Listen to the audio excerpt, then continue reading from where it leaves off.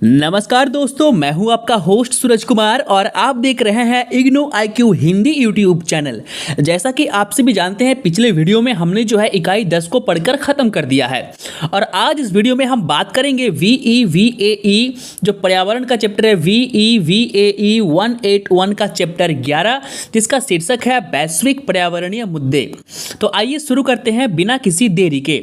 देखिए, वैश्विक पर्यावरणीय मुद्दे, इस शीर्षक का अर्थ होता है कि पूरे विश्व में यानी पूरे अर्थ में, आई बात समझ में, कि पर्यावरण से जुड़े हुए कौन कौन से मुद्दे हैं और उसकी क्या क्या समस्याएं हैं।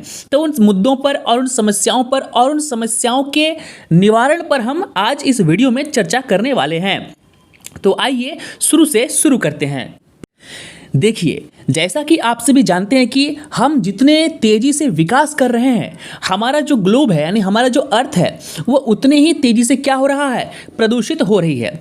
किसी भी इंडस्ट्री को आप जाकर उठाकर देख लें, कोई भी, चाहे वो कोई भी इंडस्ट्री हो, छोटा से छोटा, बड़ा से बड़ा, हर एक इंडस्ट्री से क्या होता है, प्रदूषण फैलता है।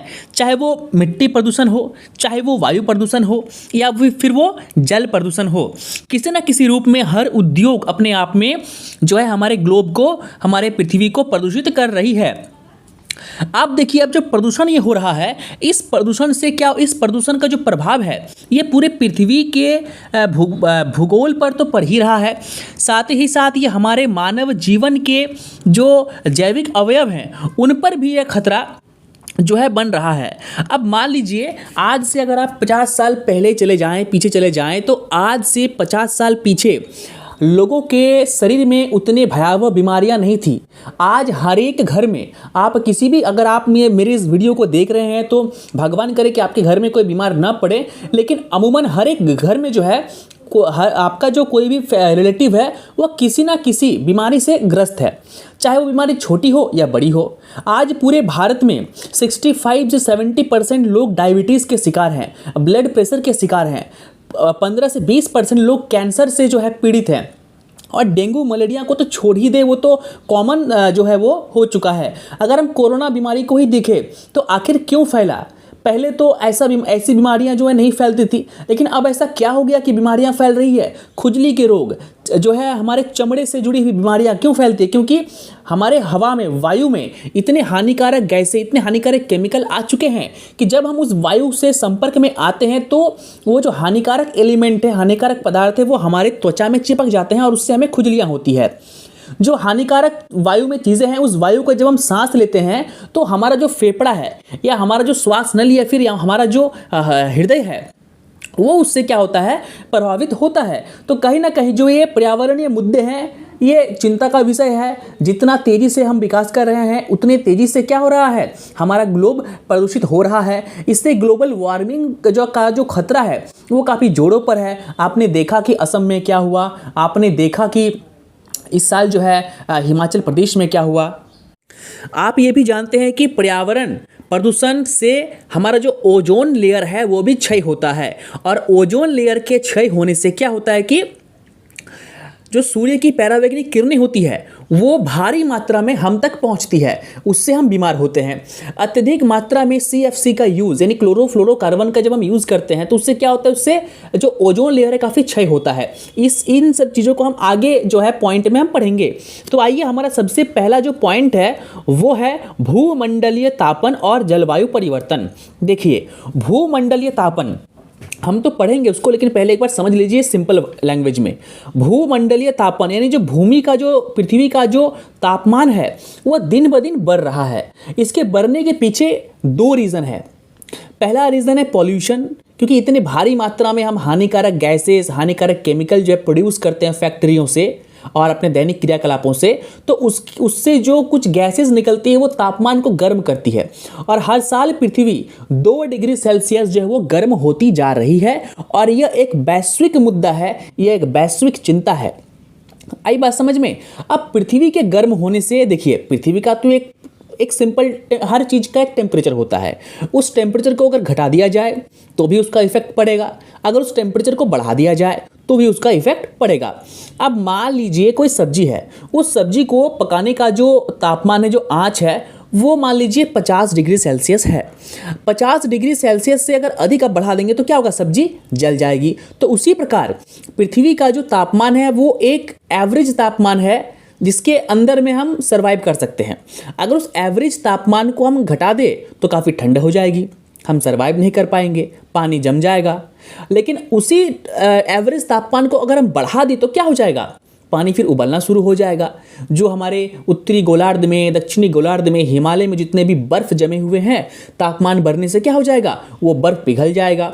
उस बर्फ़ के पिघलने से समुद्र का जो वाटर लेवल होता है, जो पानी का स्तर होता है, वो क्या हो जाएगा, बढ़ जाएगा। तो धरती जो है डूबनी शुरू हो जाएगी। आई बात समझ में? तो ग्लोबल वार्मिंग के कई सारे कारण हैं, कई सारे खतरे हैं, इसी से ग्लोबल वार्मिंग होता है। तो तापमान बढ़ रहा है तो क्या हो रहा है, ग्लोबल वार्मिंग हो रहा है। अब ग्लोबल वार्मिंग का इफेक्ट कैसे देखने को मिलता है, देख लीजिए। पिछले साल की बात करें तो झारखंड में वर्षा काफ़ी कम हुई थी, और इस साल की बात करें तो झारखंड में वर्षा बहुत ज़्यादा हुई। अब आपके स्टेट में क्या स्थिति है ये मुझे नहीं पता, आई बात समझ में। लेकिन जैसा कि हमें हिमाचल प्रदेश में बाढ़ के रूप में देखने को मिला, सिक्किम में भी बाढ़ के रूप में देखने को मिला, तो ये स्थिति भयावह है। क्योंकि अक्टूबर का महीना चल रहा है और इस अक्टूबर के महीने में अत्यधिक वर्षा चिंता का विषय है।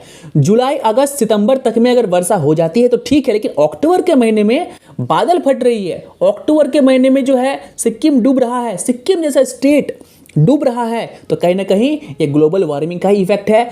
हमें जब पानी की आवश्यकता नहीं होती है तब पानी होना शुरू हो जाता है, हमें जब ठंड की आवश्यकता होती है तब ठंड नहीं पड़ती है। तो ये सब क्या है, ये सब ग्लोबल वार्मिंग का इफेक्ट है। टेम्परेचर बढ़ रहा है, सूर्य की परावैंगनिक किरणें आ रही है, उसके बाद जो हम पृथ्वी को क्या कर रहे हैं, पॉल्यूशन जो है वो फैला रहे हैं, तो इससे ग्लोबल वार्मिंग का खतरा काफ़ी बढ़ चुका है। तो ये था इंट्रो। अब आगे हम आपके किताब के अनुसार हर एक पॉइंट को गौर से जानेंगे। देखिए, जलवायु का अर्थ क्या है। जलवायु का अर्थ है किसी एक विशेष स्थान पर लंबी कालावधि में बनी रहने वाली विशिष्ट वायुमंडलीय अवस्थाएं, माने वैसी वायुमंडलीय अवस्थाएं जो किसी एक विशेष स्थान पर लंबे समय तक बनी रहे, उसे कहते हैं जलवायु। भारत की जलवायु मानसूनी है। विदेश जाएंगे तो विदेश की जलवायु मानसूनी बिल्कुल नहीं है, कभी धूप, कभी छांव, तो कभी बारिश। जलवायु को अक्षांशों के आधार पर 4 भागों में बांटा गया है। अब देखिए, पृथ्वी काफ़ी बड़ी है, ठीक है। अब पृथ्वी के अपने अलग अलग अक्षांश है, और हर एक अक्षांश में क्या, सूर्य की जो रोशनी है वो अलग अलग पड़ती है। बीच की बात करें तो बीच में सूर्य की रोशनी बहुत ज़्यादा पड़ती है, और वहाँ से कर्क रेखा गुजरती है तो वो ज़्यादा अधिक गर्म होता है। अगर बात करें ऊपर की गोलार्ध की उत्तरी अक्षांश की, तो वहाँ पे सूर्य की रोशनी काफ़ी कम पहुँचती है, तो वहाँ की जलवायु क्या है, काफ़ी ठंडी है। बात करें दक्षिणी गोलार्ध की, तो वहाँ भी जो है सेम कंडीशन है, वहाँ भी जो सूर्य की रोशनी काफ़ी कम पहुँचती है, तो वहाँ भी ठंड काफ़ी अधिक होता है। तो 4 जो जलवायु है वो निम्न है। उष्ण कटिबंधीय जलवायु, दूसरा है उपोष्ण कटिबंधीय जलवायु, उसके बाद है महाद्वीपीय जलवायु, और आखिर में है उत्तर ध्रुवीय जलवायु। इसे भूमध्य सागरी, मानसूनी, मरुस्थली आदि प्रकारों में विभाजित किया जा सकता है। अन्य कारकों के अतिरिक्त तापमान तथा वर्षण प्रमुख कारक है जो जलवायु प्रभावित जो है जिनसे होता है। मैंने आपको पहले ही बताया कि तापमान और वर्षण, ठीक है। अब देखिए, हमारा जो पृथ्वी है वो एक लेयर से घिरा हुआ है। उस लेयर को हम लोग कहते हैं ओजोन परत। जिस प्रकार नारियल, जब नारियल को आप निकालते हैं तो नारियल के ऊपर एक आवरण होता है, उसके अंदर में नारियल होता है, तो नारियल के ऊपर का जो आवरण होता है, यानी हर फल के ऊपर छिलका होता है, तो उस छिलके का काम क्या, उस छिलके का काम है कि तापमान से, बरसन से, ठंड से, जलवायु से जो अंदर का फल है उसको सुरक्षित रखना। उसी प्रकार हमारे पृथ्वी के ऊपर एक लेयर बनी हुई है, उस लेयर का नाम है ओजोन परत, ओजोन लेयर। आई बात समझ में। तो जो ओजोन लेयर का एक्चुअल काम क्या है सुन लीजिए। जो हमारा ओजोन लेयर है, देखिए सूर्य क्या है, सूर्य में रेडिएशन भी है, सूर्य में बहुत सारे हानिकारक विकिरण जो है सूर्य से निकलती है, क्योंकि सूर्य में क्या होता है, हाइड्रोजन और हीलियम विस्फोट करता है। जब कोई चीज़ विस्फोट करता है तो उसके अंदर से हानिकारक गैसेज निकलती है, हानिकारक विकिरण निकलती है, और वो हमारे लिए काफ़ी खतरा बन सकता है। तो जो सूर्य की जो हानिकारक विकिरणें पृथ्वी पर आती है, तो 100% मान लीजिए आया ना, तो 100% से क्या हुआ, जो ओजोन लेयर है वो 80% जो है सूर्य की हानिकारक विकिरण को, अल्ट्रा वायलेट रे को, जिसे हम पैरावैग्निक किरण कहते हैं, उसे वापस भेज देती है, टकरा कर वो वापस चली जाती है। लेकिन 20% जो रे है वो ओजोन परत को छेद करके नीचे आ जाती है। लेकिन हमारे वायुमंडल में कई प्रकार के ऐसे गैसेस हैं जो उस 20% के उस विकिरण को अवशोषित कर लेते हैं। अब जो गैस है, अब उस 20% हानिकारक विकिरण को जब उसने अवशोषित कर लिया तो इससे क्या हुआ, इससे गैस गर्म हो गई। अब गैस गर्म हो गई तो गैस हमारे वायुमंडल में है, गैस गर्म हो जाएगा तो वायुमंडल गर्म हो जाएगा। जिस प्रकार हम लोग किसी कटोरी को रखते हैं गैस के ऊपर, मान लीजिए स्टोव के ऊपर, चूल्हा के ऊपर, तो वो कटोरी जैसे जैसे गर्म होगा पानी गर्म होता जाएगा, कटोरी ठंडा होगा पानी ठंडा हो जाएगा। आई बात समझ में? तो हमारा जो गैस है वो गर्म होता है और उस गैस के गर्म होने के कारण हमारा वायुमंडल गर्म होता है। आई बात समझ में? तो पृथ्वी का जो तापमान इससे -18 डिग्री सेल्सियस से बढ़कर 15 डिग्री सेल्सियस हो जाता है। आई बात समझ में? अब देखिए, यह स्थिति ग्रीन हाउस जैसी है जिसमें कांच की दीवारें ऊष्मा को बाहर नहीं जाने देती। अब मान लीजिए, देखिए क्या होता है, पृथ्वी का ओजोन परत को छेद करके 20% जो है वो हानिकारक विकिरण वापस आ गया। अब वो हानिकारक विकिरण क्या किया, हमारे जो पृथ्वी के अंदर में जो गैसेस हैं वो उसने क्या कर लिया, अवशोषित कर लिया। अब वो गैस तो बाहर नहीं जा पाई, वो गैस तो अंदर में रह गई। तो इसका परिणाम क्या निकला? इसका परिणाम यह निकला कि पृथ्वी गर्म हो गई। ठीक उसी प्रकार ग्रीन हाउस में क्या होता है कि जो ऊष्मा को हम खींचते हैं, आई बात समझ में, लेकिन ऊष्मा को हम ग्रीन हाउस से बाहर जाने नहीं देते। तो इससे क्या होता है कि ग्रीन हाउस के अंदर का जो पोर्शन होता है वो काफ़ी गर्म हो जाता है। इसे हम लोग कहते हैं ग्रीन हाउस इफेक्ट या ग्रीन हाउस प्रभाव। अब अगर कोई आपसे पूछे कि ग्रीन हाउस प्रभाव में जो है कौन कौन से गैसों का यूज़ किया जाता है, तो सुन लीजिए, कार्बन डाइऑक्साइड सबसे पहला, उसके बाद क्लोरोफ्लोरोकार्बन। याद रखिएगा, कार्बन डाइऑक्साइड और क्लोरोफ्लोरोकार्बन ही हमारे ओजोन लेयर को छेद करती है और क्लोरोफ्लोरोकार्बन काफ़ी खतरनाक होता है। और भारत में कुछ जगहों पर कुछ प्रोडक्ट पर जो है क्लोरोफ्लोरोकार्बन का उत्पादन करना बंद कर दिया गया है। तो जो ग्रीन हाउस होती है उसमें carbon dioxide, methane, ozone gas, chlorofluorocarbon तथा जलवाष्प के कारण जो है वो ग्रीन हाउस प्रभाव होता है। ग्रीन हाउस प्रभाव में जल का योगदान लगभग 2/3 और कार्बन डाइऑक्साइड का लगभग 1/4 होता है। वायुमंडल में पाई जाने वाली अन्य गैसें जैसे नाइट्रोजन, ऑक्सीजन, आर्गन अवरक्त विकिरण का अवशोषण करने में असमर्थ होती है। औद्योगिक क्रांति के बाद वायुमंडल में जलवाष्पों की सांद्रता में कोई विशेष परिवर्तन नहीं हुआ, लेकिन ग्रीन हाउस गैसों की मात्रा में काफ़ी वृद्धि हुई। मानव क्रियाकलापों जैसे कि जीवाश्म ईंधनों से ऊर्जा उत्पन्न करने तथा वनोन्मूलन से कार्बन डाइऑक्साइड की सांद्रता काफ़ी बढ़ी है। कार्बन डाइऑक्साइड तथा अन्य ग्रीन हाउस गैसों की सांद्रता बढ़ने से ग्रीन हाउस प्रभाव में वृद्धि हुई है। इससे हमारे पृथ्वी का तापमान काफ़ी बढ़ा है और पृथ्वी का तापमान बढ़ने के कारण क्या हुआ है, ग्लोबल वार्मिंग का खतरा बहुत ज़्यादा आगे बढ़ चुका है। अध्ययनों के फलस्वरूप ये पता चला है कि सन 1860 की तुलना में 0.3 डिग्री सेल्सियस से 0.6 डिग्री सेल्सियस तापमान बढ़ चुका है और पिछले 2 दशक 20वीं सदी के सबसे गर्म दशक थे और उनमें भी खास तौर से सन 1998 का वर्ष सबसे अधिक गर्म था। बात करें 2000 से 2010 तक तो पृथ्वी बहुत ज़्यादा गर्म हो चुका है। आई बात समझ में? अब देखिए, अब जो पृथ्वी का तापमान लगातार बढ़ रहा है, इससे क्या हो रहा है, इससे हमारे जलवायु को क्षति पहुंच रहा है। आप सभी जानते हैं कि भारत की जलवायु क्या है, मानसूनी जलवायु है। मानसूनी जलवायु का मतलब होता है कि 4 ऋतुएं हैं, ठीक है। गर्मी अलग है ऋतु है, बरसात अलग है, ठंड अलग है, वसंत अलग है। तो जो ये 4 ऋतुएं हैं ना, इसका प्रतिरूप बदल रहा है। जलवायु का प्रतिरूप बदलेगा तो क्या हो जाएगा, जब बरसात का सीजन आएगा तब बरसात नहीं होगा, जब ठंड का सीजन आएगा तब ठंड नहीं होगा। हो सकता है कि गर्मी में आपको ठंड मिल जाए। अब सोचिए कि मई जून के महीने में जब मैं केदारनाथ गया था तो मई जून के महीने में वहाँ पे बर्फ़ गिर रही थी।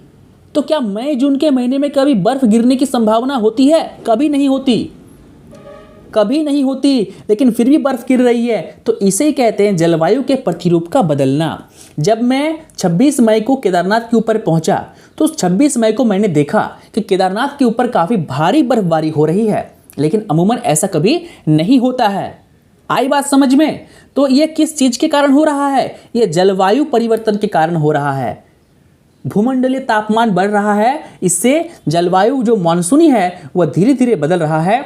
और अगर सोच लीजिए कि अगर भारत में ऐसा हो जाए कि मानसूनी जलवायु बदल जाए तो हमारे किसान भाई मर जाएंगे, हम मर जाएंगे। आई बात समझ में। अब दूसरा चीज है कि पृथ्वी का तापमान बढ़ रहा है, इससे समुद्र का जो जल लेवल है, जो स्तर है, काफी बढ़ रहा है। इससे खतरा क्या होगा कि समंदर के किनारे जो शहर बसे हुए हैं, जैसे कि केरल हो गया, तमिलनाडु हो गया, पश्चिम बंगाल हो गया, उड़ीसा हो गया, विशाखापट्टनम हो गया, मुंबई हो गया, सूरत हो गया, तो ये सब जो शहर है ना, ये डूब जाएंगे, ये डूब जाएंगे। और ऐसा भविष्यवाणी भी किया जा चुका है जल वैज्ञानिकों द्वारा, पर्यावरण के वैज्ञानिकों द्वारा, कि आने वाले 50 से 100 सालों के अंदर में मुंबई शहर जलमग्न हो जाएगा। आई बात समझ में। इस पर काफ़ी फिल्म भी बनी है, मैं आपको फिल्म का नाम बता रहा हूँ। कुछ दिन पहले एक वेब सीरीज आई है मुंबई डायरीज का सीजन 2, उसे आप देख लीजिएगा। मुंबई का सीन है, मुंबई में जलस्तर काफ़ी बढ़ रहा है। आई बात समझ में। अब जो समुद्र के जो जलस्तर बढ़ रहा है, उससे अनुमान यह लगाया गया कि समुद्र तल में जो जल है वो 0.5 मीटर से 1 मीटर तक बढ़ सकता है। अब देखिए, अब जो ग्लोबल वार्मिंग बढ़ रहा है, पृथ्वी का तापमान बढ़ रहा है, मौसम में बदलाव हो रहा है, तो इससे जो अंतर्राष्ट्रीय संस्थाएं हैं और जो विकसित देश हैं, जो ये दावा करते हैं कि विश्व के जो है वही प्रधान है, जैसे कि अमेरिका हो गया, फ्रांस हो गया, ब्रिटेन हो गया, चीन हो गया, रूस हो गया, ये लोग, तो जो संगठन है, जो WHO है, और भी बहुत सारी यूनेस्को है, ठीक है, तो उसके बाद WMO है, वर्ल्ड मेट्रोलॉजिकल ऑर्गेनाइजेशन है, उसके बाद यूनाइटेड नेशन इन्वायरमेंट प्रोग्राम है, UNEP, उसके बाद intro governmental panel of climate change IPCC का हो गया, उसके बाद जो प्रथम मूल्यांकन रिपोर्ट, फर्स्ट असेसमेंट रिपोर्ट है। तो इन सभी ये सभी संस्थाएं मिलकर जो है चर्चाएं करती है कि हम जो है इन सभी चीज़ों को कम करने के लिए क्या प्रयास करें। तो इन सभी चीज़ों को, ग्लोबल वार्मिंग को, पृथ्वी की बढ़ती हुई तापमान को, पॉल्यूशन को रोकने के लिए जो है ये तरह तरह के हथकंडे अपनाते तो हैं, लेकिन वास्तविकता ये है कि उन हथकंडों को, उन नियमों का पालन ठीक से नहीं होता। हाँ, कुछ कुछ चीज़ों पर जो है इन नियमों को फॉलो किया गया है, इन नियमों को माना गया है, लेकिन अधिकांश बात करें तो अधिकतर देश जो है इस चीज़ को नहीं अपनाते हैं। खास तौर पे जो विकासशील देश हैं, यानी भारत जैसे जो देश हैं, वो देश क्या करते हैं, इन चीज़ों को, इन नियमों को नहीं मानते। क्यों? क्योंकि अब देखिए, अब अमेरिका तो भाई विकसित कर गया, ठीक है, बहुत सारा जो है वो पॉल्यूशन किया पूरे पृथ्वी पर और विकसित हो गया। अब जब बारी हमारी आई तो वो हमें सिखा रहे हैं कि आप जो है कार्बन का प्रोड्यूस कम कर दीजिए। क्यों कम करे भाई, क्यों कम करे?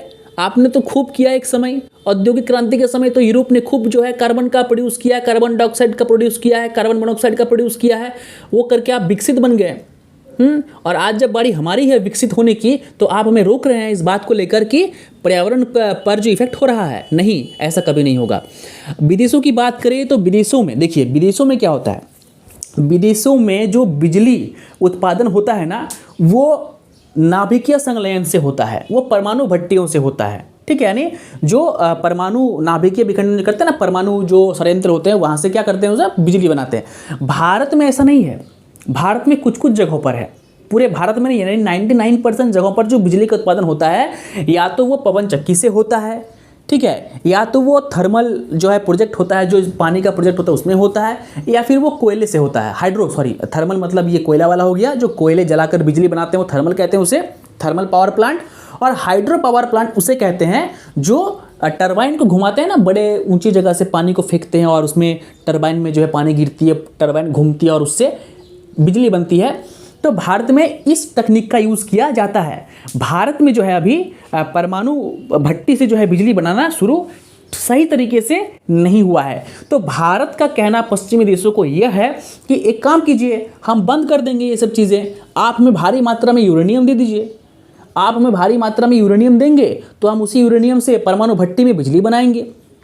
आप हमें यूरेनियम भी नहीं देंगे और आप कहेंगे कि नहीं, तुम कोयला जलाना बंद कर दो, तुम अपना थर्मल पावर प्लांट बंद कर दो, तो भाई ऐसा नहीं होने वाला है। आई बात समझ में? अब देखिए, आगे आपकी किताब में कुछ आंकड़े दिए हुए हैं, कुछ इंपॉर्टेंट पॉइंट दिए हुए हैं, कुछ इंपॉर्टेंट नोट्स दिए हुए हैं जो समझाने योग्य नहीं है, उन्हें आपको पढ़कर याद करना होगा। ठीक है, कि कब कौन सा सम्मेलन हुआ, कब कौन सा बैठक हुआ। इसे मैं अगर पढ़ाने जाऊंगा ना तो वीडियो काफ़ी लंबी हो जाएगी। तो जो वीडियो को पॉज करके जो है आप इस चीज़ को देख लेना, और इसका PDF मैं अपने टेलीग्राम के चैनल पर दे दूंगा। इसीलिए जिनके पास किताब नहीं है, जिनके पास इग्नू का बुक नहीं है, वो जल्द से जल्द मेरे टेलीग्राम चैनल को में जुड़ जाएं, क्योंकि टेलीग्राम चैनल पर मैं इस चीज़ का, इस चैप्टर का, हर एक चैप्टर का मैं PDF दे दूंगा। क्योंकि देखिए ये चैप्टर और ये बुक काफ़ी हार्ड है। अगर किसी के पास VEVAE 181 का किताब नहीं है, पुस्तक नहीं है, तो वो मेरे टेलीग्राम चैनल से जुड़ जाएं। वहाँ पर मैं आपको इस पुस्तक का पूरा PDF दे दूंगा, जिससे आपको नोट्स बनाने में, पढ़ने में जो है काफ़ी आसानी होगी। आई बात समझ में? मैं ये दोबारा बिल्कुल नहीं कहने वाला हूँ। डिस्क्रिप्शन में मेरे टेलीग्राम चैनल का लिंक दिया हुआ है।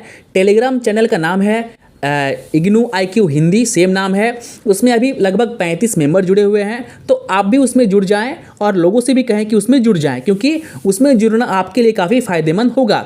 और अगर आप चाहते हैं कि आप हमारे चैनल के मेंबर बने, तो जो ज्वाइन बटन है, उस ज्वाइन बटन पर क्लिक करके 3 रेट दी हुई है, 59, 89, 119, उनमें से किसी भी एक में आप ज्वाइन कर लें। आप मंथली अगर चार्ज मुझे देंगे तो इससे फ़ायदा आपको ये होगा कि आप कभी भी, कहीं भी 24/7 आवर्स आप मुझे फ़ोन करके, आपके कुछ भी समस्या अगर आपकी होगी तो आप मुझे पूछ सकते हैं, आप मुझसे जानकारी ले सकते हैं। और अगर आपको ऑनलाइन पढ़ना भी है, कोई टॉपिक आपको समझ में नहीं भी आ रहा है मान लीजिए, तो वह टॉपिक आप मुझे फ़ोन करके पूछ सकते हैं। उस टॉपिक को मैं आपको बाकायदा कॉल पर ही समझाऊँगा अच्छे से। आई बात समझ में? तो ज्वाइन बटन के आपके ये फ़ायदे हैं। तो जल्दी से जल्दी जो है आप ज्वाइन बटन पर क्लिक करके हमारे चैनल का मेंबर बन जाएं। और ये जो फीचर्स है कि फ़ोन से पढ़ाना या वीडियो कॉल के माध्यम से आपको पढ़ाना, तो ये सिर्फ और सिर्फ ज्वाइन बटन में जो मेंबर हमारे चैनल के बनेंगे, मैं उन्हीं को पढ़ाऊँगा। आई बात समझ में? तो बाद बाकी जो है आपको मैं वो टेलीग्राम के चैनल पर PDF दे दूँगा। चलिए अब आगे हमारा पॉइंट है ओजोन परत ह्रासन। इसे कहते हैं ozone layer depletion. Ozone layer के बारे में थोड़ा सा और छोटा सा जानकारी मैं आपको वीडियो के पहले ही दे चुका हूं। अब ओजोन के बारे में हम विस्तार से इस आगे पॉइंट पर पढ़ेंगे। तो इस पर आगे बढ़ने से पहले आप ये जान लीजिए कि पृथ्वी के वायुमंडल को 3 भागों में बांटा गया है। क्षोभ मंडल, जिसे अंग्रेजी में कहते हैं ट्रोपोस्फेयर, समताप मंडल, जिसे कहते हैं स्ट्रेटोस्फेयर, और मध्य मंडल, जिसे कहते हैं मेसोस्फेयर। यानी हमारा जो वायुमंडल है वो इस भागों में बटा हुआ है। जिस हवा में हम सांस के द्वारा भीतर लेते हैं उसमें क्या होती है? ऑक्सीजन होती है। ऑक्सीजन में 2 ऑक्सीजन परमाणु परस्पर जुड़े होते हैं, जबकि ओजोन में 3, यानी क्योंकि ऑक्सीजन का जो सूत्र होता है O2 होता है, यानी 2 ऑक्सीजन, ऑक्सीजन के 2 अणु। ओजोन का जो सूत्र होता है O3, यानी ऑक्सीजन के 3 परमाणु आपस में जुड़े होते हैं। ओजोन में सर्वाधिक सांद्रता समताप मंडल में पाई जाती है, जहां यह लगभग 300 ppb भाग प्रति अरब की होती है। यह भूमध्य रेखा के समीप लगभग 25 किलोमीटर ऊपर और ध्रुवीय क्षेत्र में लगभग 15 किलोमीटर ऊपर पाई जाती है। आई बात समझ में? अब आगे जो है हम पढ़ेंगे ओजोन लेयर के बारे में, तो बने रहिए हमारे साथ। समताप मंडल की जो ओजोन परत में पैराबैंगनी सौर विकिरण का लगभग 99% भाग वो अपशिष्ट क्या कर लेगी? अवशोषण कर लेगी। पैराबैंगनी विकिरण का तरंग दैर्घ्य 0.1 नैनोमीटर से, ठीक है, 0.4 नैनोमीटर के बीच होता है। इसे अब देखिए, अब जो संकटदायी अपशिष्ट है, आपको पता होगा कि संकटदायी अपशिष्ट क्या करते हैं? काफ़ी ज्वलनशील होते हैं और उसमें रेडिएशन बढ़ता है। तो जब रेडिएशन बढ़ता है तो क्या करेगा? वो अत्यधिक मात्रा में अगर वो अपशिष्ट रहेगा, संकटदायी अपशिष्ट कहीं पर, तो उससे कुछ ऐसे जो है गैसेस निकलेंगी, ऐसे कुछ कण निकलेंगे जो हमारे ओजोन परत को छेद करेंगे। आई बात समझ में? ओजोन परत में जो छेद हो रही है लगातार, देखिए ओजोन परत क्या करती है? ओजोन परत का काम क्या है? ओजोन परत का, ओजोन लेयर का काम है कि सूर्य से जो हानिकारक पैराबैंगनी किरणें, अल्ट्रावायलेट रे जो वो आती है, उसे वो आने से रोकती है। लेकिन अत्यधिक पॉल्यूशन के कारण क्या हो रहा है? जो हमारा ओजोन परत है उसमें छेद हो रहा है, उसकी जो परत है वो पतली हो रही है। आई बात समझ में? तो जैसे जैसे प्रदूषण बढ़ रहा है वैसे वैसे ओजोन परत क्या होती जा रही है? पतली होती जा रही है। तो जब ओजोन परत पतली हो रही है तो सूर्य से आने वाले हानिकारक विकिरण जो है वो क्या हो रहा है? वो हमारे संपर्क में आ रहा है, वो वायुमंडल में प्रवेश कर रहा है। इससे ग्लोबल वार्मिंग का खतरा ज़्यादा बढ़ चुका है। ठंड नहीं है, ठीक है, गर्मी का मौसम है लेकिन बर्फबारी हो रही है। ठंडा का मौसम है लेकिन क्या आ रही है, बाढ़ आ रही है। तो ये सभी चीज़ें किसके लिए हो रही है, वो जो संकटदायी अपशिष्टों का हम ठीक से निस्तारण नहीं करते हैं, इसके लिए उसका जो है वो प्रभाव देखने को मिल रहा है। अब देखिए, हमारा जो ओजोन लेयर है, वो ओजोन लेयर पॉल्यूशन के कारण तो उसका लेयर पतला हो ही रहा है, साथ ही साथ जो क्लोरोफ्लोरोकार्बन है उसके अत्यधिक उपयोग के कारण भी जो है ओजोन परत में छेद हो रही है। अब बात है ये क्लोरोफ्लोरोकार्बन है क्या। देखिए, क्लोरोफ्लोरोकार्बन का उपयोग भोविंग क्रीमों, उसके बाद हेयर स्प्रे, निर्गधिकारकों, पेंटो और कीटनाशकों के पैकेजिंग में प्रयोग होने वाले स्प्रे कैनों में नोदकों के रूप में आदि में होता है। तो जो क्लोरोफ्लोरोकार्बन होता है उसके कारण भी आप जो शेविंग क्रीम जो यूज़ करते हैं दाढ़ी बनाने के लिए, उसमें जो फोम डालते हैं वो उस फोम में भी क्लोरोफ्लोरोकार्बन का यूज़ होता है। तो उनके जो अपशिष्ट होते हैं, क्योंकि वो जो फोम निकालते हैं फिर उसे हम खुले में फेंक देते हैं, तो वो जो खुले में हमने उस अपशिष्ट को फेंक दिया, देखिए है तो काफ़ी सुनने में लगता है काफ़ी, अरे फोम ही तो है, दाढ़ी बनाने के बाद फेंक दिए। अरे भाई, उसमें क्लोरोफ्लोरोकार्बन है, वो खुले में रहेगा तो क्या होगा, आपका ओजोन लेयर छेद होगा। ओजोन लेयर छेद होगा तो हानिकारक विकिरणें आपके संपर्क में आएंगी। आज इतना अधिक मात्रा में लोग बीमार पड़ रहे हैं, हर घर में जो है बीमारी घुस चुका है। किसी को स्किन का कैंसर है, किसी को ब्लड कैंसर है, किसी को मुंह का कैंसर है, मतलब कैंसर तो आम हो चुका है। आई बात समझ में। डायबिटीज़, कैंसर, विभिन्न प्रकार की जो है बीमारी हो रही है। क्यों? क्योंकि पॉल्यूशन बढ़ रहा है। हर चीज़ का जो रीज़न है वो पॉल्यूशन ही है। पॉल्यूशन को ख़त्म कर देंगे, सारी बीमारी दोस्तों ख़त्म हो जाएगा। अब देखिए, अब जो ये हानि पहुंचाते हैं हमारे जीवन को, कैसे पहुंचाते हैं, मनुष्यों तथा जानवरों के स्वास्थ्य पर प्रभाव, जो मैंने अभी आपको पहले बताया। स्थलीय पौधों पर प्रभाव, देखिए सूर्य की हानिकारक विकिरणें आएंगी। हर पौधे का अपना खुद का एक टेम्परेचर होता है। अब जाओगे आप ठंडे प्रदेश, तो ठंडे प्रदेश में जो वनस्पति पेड़ पौधे उगते हैं वे अधिक तापमान बर्दाश्त नहीं कर पाएंगे।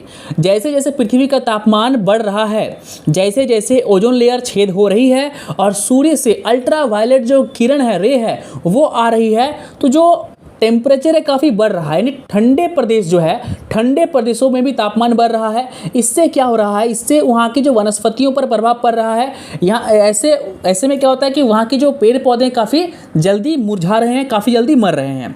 उसके बाद बात करें जलीय परितंत्रों पर प्रभाव की, तो सूर्य की जो विकिरण आ रही है उससे समंदर का पानी भी गर्म हो रहा है। समंदर का पानी गर्म हो रहा है तो समंदर के अंदर का जीवन भी क्या हो रहा है, अस्त व्यस्त हो रहा है। ठीक है, इसी प्रकार ओजोन परत का छेद होना समूचे विश्व के लिए चिंता का विषय है। 22 मार्च 1985 में वियना में एक अंतर्राष्ट्रीय सम्मेलन हुआ, जिसके फलस्वरूप 16 सितंबर 1987 को ओजोन परत का ह्रास करने वाले पदार्थों के बारे में एक समझौता हुआ, जिसे मॉन्ट्रियल प्रोटोकॉल कहते हैं। ठीक है, इसके अंतर्गत ओजोन ह्रासक पदार्थ, यानी वैसे पदार्थ जो ओजोन लेयर को छेद करते हैं, उसमें क्या क्या आएगा, CFC आएगा, यानी क्लोरोफ्लोरोकार्बन आएगा, हेलोन्स आएगा, CHCl3 आएगा। उसके बाद CH3 CCl3 के उपयोग को पूरी तरीके से समाप्त करने का जो है वो सिद्धांत लिया गया है। भारत में 17 सितंबर 1992 को मॉन्ट्रियल प्रोटोकॉल को स्वीकार कर लिया गया था। मॉन्ट्रियल प्रोटोकॉल द्वारा नियंत्रित 20 पदार्थों में से 7 पदार्थ भारत में बनते और प्रयोग किए जाते हैं। ये कौन कौन से पदार्थ हैं देख लीजिए। CFC 11 यानी chlorofluorocarbon 11, 12, 13, halon 12, 11, halon 1301, carbon tetrachloride और 111 ट्राइक्लोरोएथेन। मॉन्ट्रियल प्रोटोकॉल से जुड़े सभी मसलों का समन्वय पर्यावरण एवं वन मंत्रालय द्वारा किया जाता है। मॉन्ट्रियल प्रोटोकॉल को लागू करने और उसमें सहायता देने के लिए ओजोन कक्ष स्थापित किया गया है। ओजोन ह्रासक पदार्थ, यानी वैसे पदार्थ जो ओजोन लेयर को छेद करते हैं, का उपयोग को समाप्त करने और क्रियाकलाप के लिए बहुपक्षीय कोष से अनेक परियोजनाओं के लिए जो है आपका विदेशों से, अंतर्राष्ट्रीय संस्थाओं से भारत को धन मिलता है। इसके अतिरिक्त राष्ट्रीय ओजोन एकक को प्रबंधन एवं लागू करने का काम दिया गया है। यानी ओजोन परत को क्षय होने से बचाने के लिए सभी देशों द्वारा विभिन्न प्रकार के प्रयोग किए जा रहे हैं। भारत में CFC 11, 12 और 13 का उत्पादन 1 अगस्त सन 2008 से बंद कर दिया गया और उनका उपयोग 1 जनवरी सन 2010 से समाप्त कर दिया गया। कार्बन टेट्राक्लोराइड का उत्पादन और उपयोग 1 जनवरी 2010 से समाप्त कर दिया गया। हेलोन 1211 और 1301 का उत्पादन भी जनवरी 2001-2002 से समाप्त कर दिया गया। मेथिल क्लोरोफॉर्म का उपयोग जनवरी 2001 से भारत में समाप्त कर दिया गया। अब देखिए सन 2018 में नवंबर के महीने में संयुक्त राष्ट्र यानी यूनाइटेड नेशन द्वारा एक रिपोर्ट जारी किया, जिसके अनुसार जो है सभी देशों ने क्लोरोफ्लोरोकार्बन के उत्पादन और उपयोग को कम किया, जिसके कारण जो है ओजोन परत में सुधार हो रहा है। उत्तरी गोलार्ध के ऊपर ओजोन परत सन 2023 तक पूरी तरह से ठीक होनी चाहिए। ये टारगेट लेकर सभी देश चल रहे हैं। दक्षिणी गोलार्ध में इसे सन 2050 तक ठीक हो जाना चाहिए। इसका टारगेट लेकर जो है पूरा विश्व चल रहा है। तो उम्मीद है क्लोरोफ्लोरोकार्बन और ओजोन लेयर के बारे में संपूर्ण जानकारी जो है मैं आपसे शेयर कर पाया हूं। देखिए क्लोरोफ्लोरोकार्बन ओजोन लेयर का चैप्टर काफ़ी बड़ा है। आपके इस चैप्टर में सिर्फ जो है एक पेज पर ये दी हुई है, तो जो आपकी किताब में दी हुई है वो मैंने आपको बताया है। अगर आपको एक्स्ट्रा भी जानना है तो आप मुझे कमेंट कीजिए। आप कमेंट करेंगे तो उस पर मैं अलग से वीडियो बना दूंगा। अब आगे हम पढ़ेंगे अम्ल वर्षा के बारे में। अम्ल वर्षा का जो चर्चा है वो हमने पिछले अध्याय में भी किया है, तो आप जानते हैं कि अम्ल वर्षा क्या है। फिर भी इस चैप्टर में भी थोड़ा सा अम्ल वर्षा के बारे में हम जान लेंगे। देखिए अम्ल वर्षा क्या होता है। आप अगर साइंस के स्टूडेंट हैं तो आपको पता होगा, और आपको अगर पता नहीं भी है तो मैं आपको बता देता हूं। देखिए एक स्केल होता है पीएच स्केल। पीएच स्केल में जो है 0 से लेकर 14 तक का परास होता है, यानी आंकड़ा होता है, ठीक है, पारा होता है। तो अगर 0 से लेकर 14 तक का परास में अगर मान लीजिए कोई पदार्थ है, उसमें मान लीजिए कोई एक केमिकल है, उस केमिकल में हम उसको डुबोते हैं। किसको डुबोते हैं? आपका पीएच पेपर को पीएच स्केल में हम उसको नापते हैं। तो 0 से लेकर 7 तक अम्ल होगा, 7 से लेकर 14 तक क्या होगा? क्षार होगा। यानी 0 से जितना वो बढ़ते जाएगा आंकड़ा, वो क्षार की तरफ जाता जाएगा, और अगर 14 से घटता जाएगा तो वो अम्लीय होता जाएगा। यानी 0, 1, 2, 3, 4, 5, 6, 7 तक, 6 तक, ठीक है, वो अम्ल कहलाएगा। और 7 के बाद वो क्या कहलाएगा? क्षार कहलाएगा। यानी जिसका परास जितना कम होगा वो अम्ल उतना ही क्या होगा? प्रबल होगा। अगर प्रबल अम्लों की बात करें तो HCl यानी हाइड्रोक्लोरिक अम्ल काफ़ी प्रबल अम्ल है। लेकिन बात करें एसिटिक अम्ल की, तो एसिटिक अम्ल जो सिरके नींबू में जो है वो रहता है, वो एक दुर्बल अम्ल है। आई बात समझ में? अब बात करते हैं कि अम्ल है क्या। देखिए अम्लों और क्षारकों की आर्यनियस परिभाषा के अनुसार अम्ल वैसे पदार्थ को कहते हैं जो जलीय विलयन में हाइड्रोजन आयन H+ देते हैं। आई बात समझ में? यानी जल में जो है जो वैसा पदार्थ जो जल में H+ आयन देगा उसे हम कहेंगे अम्ल।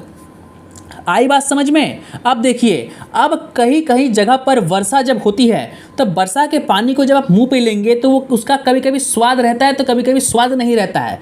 पानी का तो ऐसे भी कोई स्वाद नहीं होता, लेकिन वैसा पानी जो थोड़ा सा खट्टा आपको लग जाए, यानी आपको समझ लेना चाहिए कि उस जल का पीएच का मान क्या है? 7 से कम है। आई बात समझ में? तो जो अम्ल वर्षा होती है उस वर्षा में, उस वर्षा के उस जल में क्या रहती है? हाइड्रोजन आयन रहते हैं, और उस वर्षा के जल में हाइड्रोजन आयन रहने के कारण हम कहते हैं कि उस जल में अम्ल है।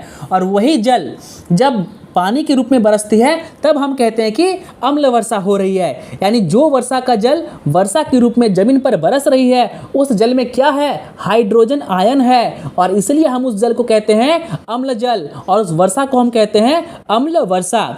आई बात समझ में? अब देखिए अम्ल वर्षा के क्या क्या प्रभाव होते हैं, यानी क्या क्या खतरे होते हैं। देखिए आमतौर पर जो अम्ल वर्षा होती है उस अम्ल वर्षा में जल का पीएच मान लगभग 4 होता है। और आप जानते हैं कि मैंने आपको पहले ही कहा कि 7 से इधर अगर पीएच का मान रहेगा 3, 4, 2, 1, 1.5, 2.5, 3.5, 4.5, 5.5, 6 तक, ठीक है, तो उसे हम कहेंगे अम्ल। यानी अगर उस जल का पीएच का मान 4 है, यानी अम्ल वर्षा में जो वर्षा होती है उस वर्षा के जल का पीएच का मान 4 होता है, 4 यानी अम्ल। ऐसे अम्लीय जल का अनेक हानिकारक प्रभाव हैं। देखिए कोई भी पेड़ पौधा है, उस पेड़ पौधे में अगर आप लगातार 4 दिन 5 दिन 10 दिन तक नमक देंगे ना, या एसिड देंगे, अम्ल देंगे, तो वह पौधा मर जाएगा। तो जो फसलों पर, जब मान लीजिए कहीं पर फसल, धान की फसल उगी हुई है और वहाँ पर जो है अम्ल वर्षा होती है, तो इससे क्या होगा? इससे फसल खराब हो जाएगा, फसल इससे नष्ट हो जाएगा। उसके बाद जो तालाब में जो जीव जंतु हैं, जीव जंतु जल का पीएच का मान घट जाएगा, यानी जल अम्लीय हो जाएगा। इससे जीव जंतु जो है, जल में रहने वाले मछली है, सरीसृप है, मेढक हैं, कछुए हैं, सभी जो है वो क्या हो जाएंगे, मर जाएंगे। आई बात समझ में। उसके बाद मनुष्य के शरीर पर अगर वो जल उपस्थित होता है तो उस जल से आपके स्किन का आपको बीमारी हो जाएगा। उस जल से आप जब सांस लेंगे तो वो अम्ल आपके अंदर जाएगा, तो आपके फेफड़ों का जो श्वसन तंत्र का जो सिस्टम है, ठीक है, उसको क्या करेगा, वो इफेक्ट करेगा, आपको सूखी खांसी हो जाएगी। तो ये सब कुछ ऐसे प्रभाव हैं जो अम्ल वर्षा के बाद देखने को मिलते हैं। तो दोस्तों इसी के साथ आपका चैप्टर 10 होता है खत्म। समताप